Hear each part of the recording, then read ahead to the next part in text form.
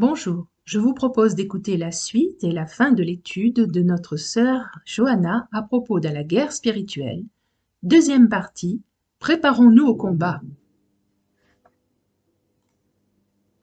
Nous allons voir maintenant, dans notre deuxième partie, quelles sont ces armes spirituelles. L'apôtre Paul nous appelle à nous préparer au combat. Il commence à nous dire de nous préparer au combat au verset 14. Tenez donc ferme.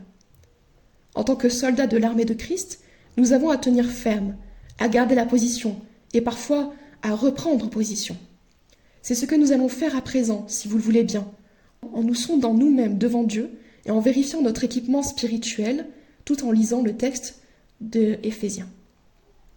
Au verset 14, « Ayez à vos reins la vérité pour ceinture. » Dans l'Antiquité, la ceinture tient l'ensemble de la tenue, vêtements, armes, bourses, etc. Elle symbolise aussi la force d'un homme.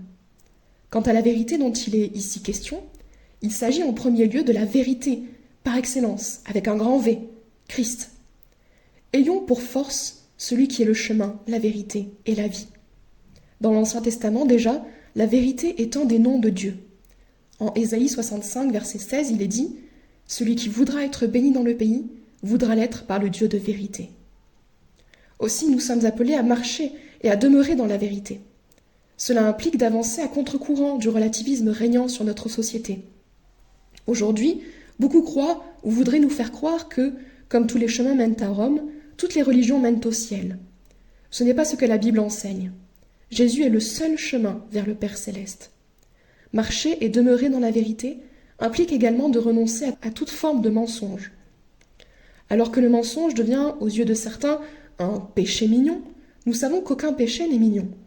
Même si le mensonge devient une norme sociale, elle n'est absolument pas tolérée pour les futurs citoyens du ciel. La mise en garde est sévère. En Apocalypse, chapitre 22, versets 14-15, « Heureux ceux qui lavent leurs robes, afin d'avoir droit à l'arbre de vie et d'entrer par les portes dans la ville. Dehors les chiens, les enchanteurs, les impudiques, les meurtriers, les idolâtres, et quiconque aime et pratique le mensonge. » Réalisons-nous que le mensonge est classé parmi les péchés au même rang que l'idolâtrie, le meurtre et l'immoralité sexuelle? Passons à l'équipement suivant, si vous le voulez bien. Au verset 14, « Revêtez la cuirasse de la justice. » Là encore, la justice est d'abord celle de Christ. En effet, la cuirasse protège notre cœur et certains de nos organes vitaux, et elle prend les coups à notre place. De même, Jésus a été frappé à notre place, et selon 1 Corinthiens chapitre 1 verset 29, il a été fait pour nous sagesse, justice, sanctification et rédemption. Christ est notre justification devant Dieu, c'est-à-dire qu'ayant pris notre péché, il nous a rendus justes devant le Dieu saint. Encore faut-il compter sur sa justice plutôt que sur la nôtre, et nous repentir régulièrement devant Dieu. La cuirasse de la justice est ensuite la vie droite que nous menons en Christ, devant Dieu, par l'œuvre du Saint-Esprit en nous. Si pour marcher dans la vérité, nous devons rejeter tout relativisme et tout mensonge, pour marcher dans la justice, nous devons rejeter tout compromis. Dans quel compromis avons-nous pu parfois tomber? Sacrifier l'instruction biblique de nos enfants pour gagner plus d'argent? Sacrifier notre temps avec Dieu pour plus de distractions? Sacrifier la lecture de la Bible sur l'autel des réseaux sociaux et de l'addiction au téléphone? Sacrifier notre bonne conscience pour gagner une promotion? Fermer les yeux sur un péché pour se sentir accepté par ses amis du monde? La liste des compromis que ce monde nous propose est longue, presque infinie. Marcher dans la vérité, marcher dans la justice. Parlons maintenant des chaussures du soldat. Au verset 15, « Mettez pour chaussure à vos pieds le zèle que donne l'évangile de paix. » Les chaussures du soldat nous parlent de notre marche quotidienne. En ce qui concerne l'évangile, lecture de la Bible, prière, église, évangélisation, etc., traînons-nous les pieds par lassitude. L'apôtre Paul nous encourage à nous montrer zélés, c'est-à-dire à nous montrer dévoués dans un amour sincère.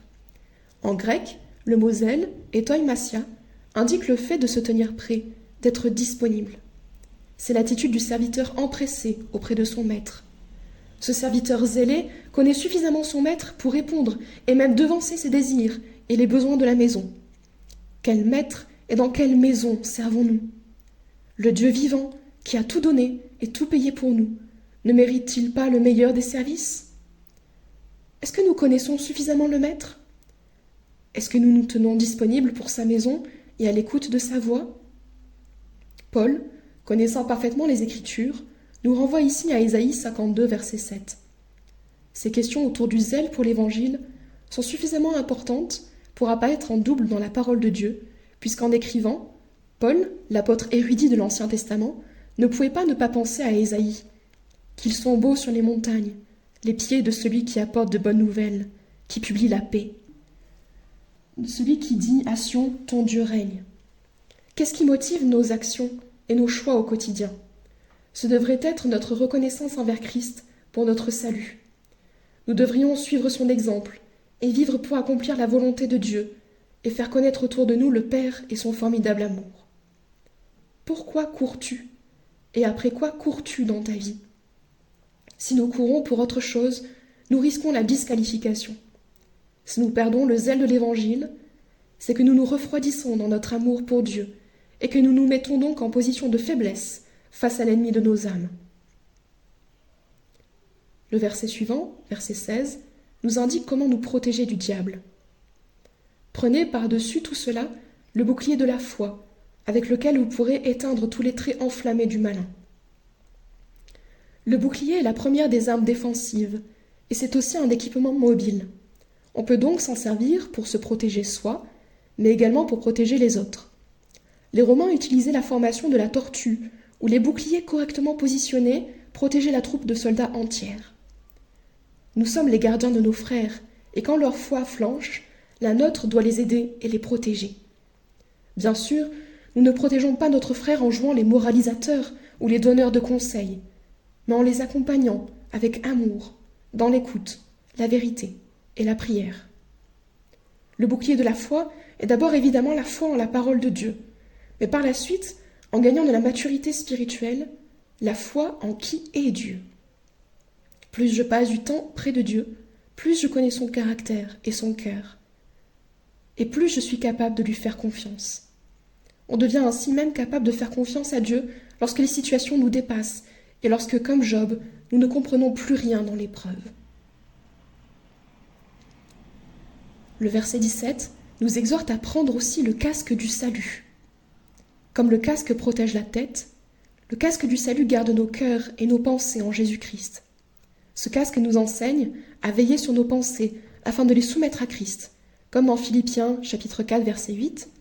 Au reste, frères, que tout ce qui est vrai, tout ce qui est honorable, tout ce qui est juste, tout ce qui est pur, tout ce qui est aimable, tout ce qui mérite l'approbation, ce qui est vertueux et digne de louange, soit l'objet de vos pensées. Le péché commence dans nos pensées, la tentation s'amorce dans nos pensées. Gardons nos pensées pures, nous nous garderons bien souvent de péché.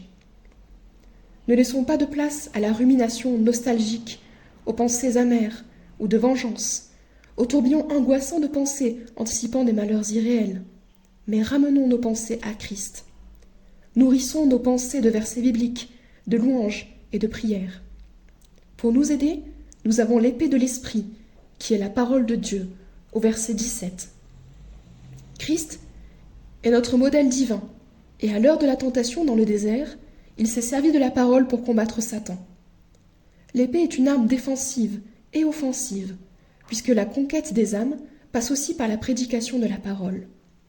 Toutefois, attention à bien utiliser cette arme pour éviter des massacres dans nos propres rangs. Combien de chrétiens coupent des têtes dans l'Église par légalisme, en se servant de la Bible pour juger ou condamner les autres? Par la Bible, nous pouvons évangéliser des âmes, et par la Bible, nous pouvons condamner et dégoûter des inconvertis en les jugeant sur des critères moraux qu'ils ne sont pas même capables de comprendre. Manions donc l'épée avec amour et inspiration. Même si la prière ne compte pas parmi toutes ces armes, ces dernières ne sont cependant efficaces qu'en maintenant une vie de prière. C'est pourquoi l'apôtre Paul conclut, au verset 18, « Faites en tout temps par l'Esprit toutes sortes de prières et de supplications. Veillez à cela avec une entière persévérance, et priez pour tous les saints. » La prière est la ressource essentielle du croyant qui puise ses forces dans sa relation personnelle avec Dieu. Par exemple, sans vie de prière, notre zèle pour l'Évangile s'étiole.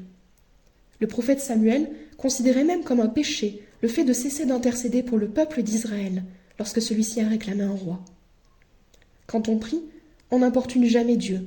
Au contraire, son esprit vient même nous assister. Je reviens à mon titre. Si vis pacem, parabellum. Si tu veux la paix, prépare la guerre. Qu'on le veuille ou non, nous sommes engagés dans une terrible guerre invisible. Il est de notre responsabilité de nous tenir perpétuellement prêts pour le combat. Si, comme Hannibal, tu t'es assoupi dans les plaisirs ou même les soucis de ce monde, il est temps de te réveiller, de te repentir et de reprendre ton équipement. Enfin, mieux vaut vérifier l'état de notre armure spirituelle régulièrement, afin d'être prêt lorsque la prochaine attaque de l'ennemi pointera à l'horizon. Si tu as lâché une des armes, ou si tu as laissé s'immiscer dans ton armure un mensonge, un compromis, un relâchement, un mauvais mode de pensée, tu peux te repentir, retrouver ta position en Christ et t'engager à la tenir. Donc, fortifie-toi, revêt Christ et toutes ses armes.